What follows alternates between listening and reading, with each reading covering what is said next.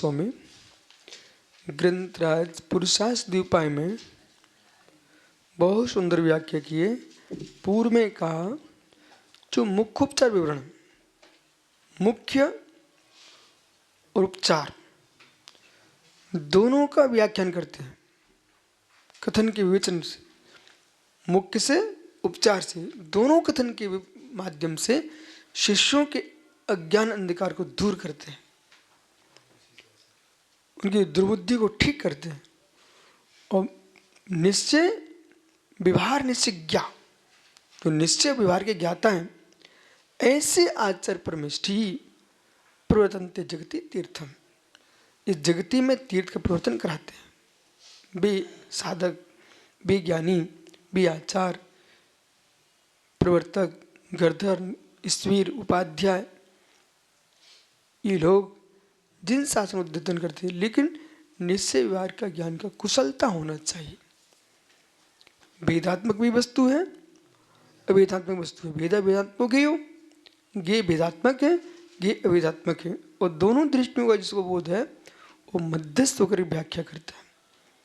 और उपदेश के काल में अपने पक्ष का लक्ष्य नहीं होना चाहिए, जगत के जीवों कल्याण का लक्ष्य होना चाहिए। सार्थक सागर, उम्र ढल रही है अपनी सबकी, वो समाधि करने हैं, चाहे संबंधी हो असंबंधी हो, उनकी विपरीत बातें होंगी, अपनों क्लेश मन में नहीं लाना। किंचित मात भी यही निश्चय व्यवहार ज्ञान का फल है। कारण क्या है ना कि हमको लगता है ऐसा कि अपन राग आ जाता है, पर राग का परिणाम आत्मा का अहित है।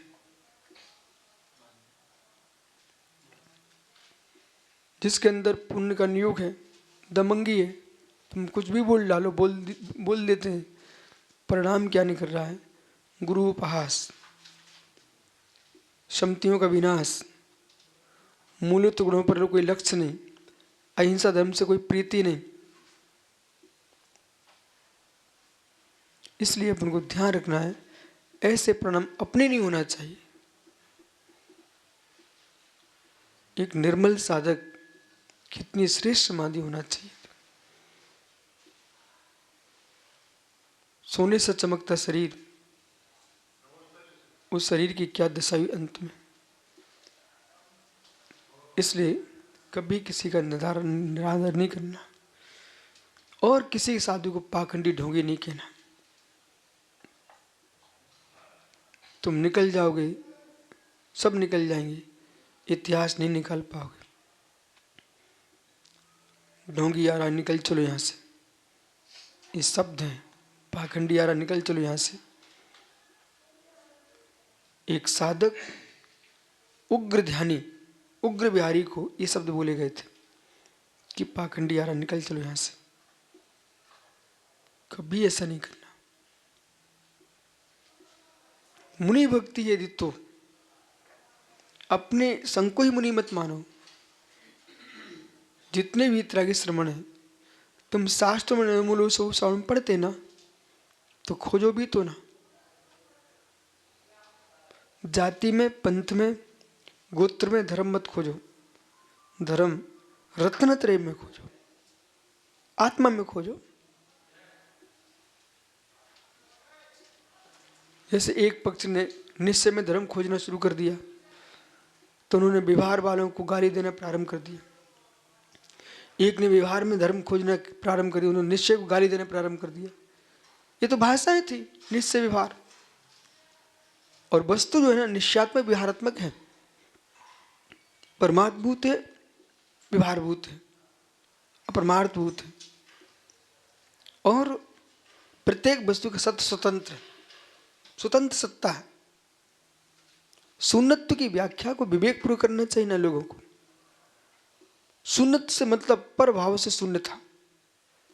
हम जैनी भी शून्य मानते हैं। शून्य शब्द के अर्थ खोजना चाहिए।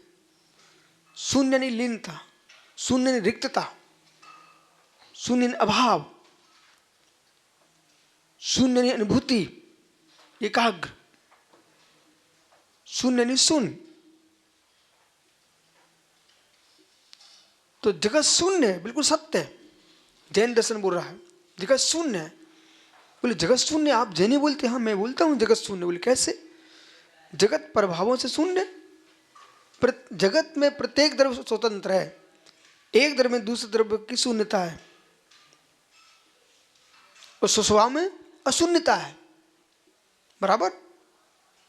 फिर आप कह रहे हैं पर के संयोग सब होता है। मैं करूंगा इस पर विशद व्याख्या कल करता हूं। प्रभाव से पर सापेक्षता है, आप पहले समझिए। पर सापेक्षता है, पर सापेक्षता होने दो। आप मात्र व्याख्या किसी कर रहे हो? पुद्गल द्रव्य की। घर का दृष्टांत दे करके तुम जो सिद्धि करना चाह रहे हो पुद्गल की व्याख्या मात्र। कहां गए सरस्वती? बराबर। तो हम क्या बोलते हैं? पर्यायों से पर्यांतर की उत्पत्ति तदेतन मूल हेतु स्यात् कारणम से कारकम यदि बाह्यम देश का तपस्या बहिरंगकम। यह सूत्र लगता है यहां पर। बहुत अच्छा है। शून्यवादियों को सुनो और फिर उनको अशून्य करो, शून्य से। प्रज्ञा चाहिए, विषय चाहिए। तो मुख्योपचार ढूंढना है। ये कल आपने पढ़ा। निश्चय में भूतार्थम पढ़ लिया? निश्चय में भूतार्थम विभारम वर्णंत भूतार्थम भूतात् बोध में मुखा प्रायः सर्वेपि संसारा।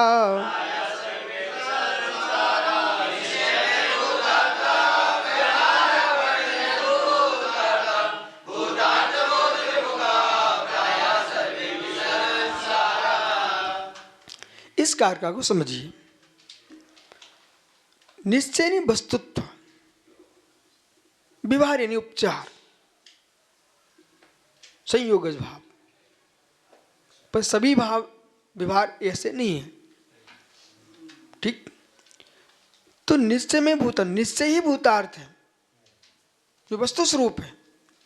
व्यवहारम वर्णंत भूतार्थम, व्यवहार अभूतार्थ है, अभूतार्थ है। स्यात् अप्रयोजन भूत स्यात् असत्यार्थ, स्यात् अप्रयोजन भूत स्यात् असत्यार्थ। अभी समझ में आता है? बोले स्यात् अप्रयोजन भूत से मतलब अप्रयोजन भूत, स्यात् असत्यार्थ। अब देखिए घी का घड़ा, क्या वास्तव में घी का घड़ा होता है क्या? उपचार, व्यवहार, पर वास्तव में तो असत्यार्थी है,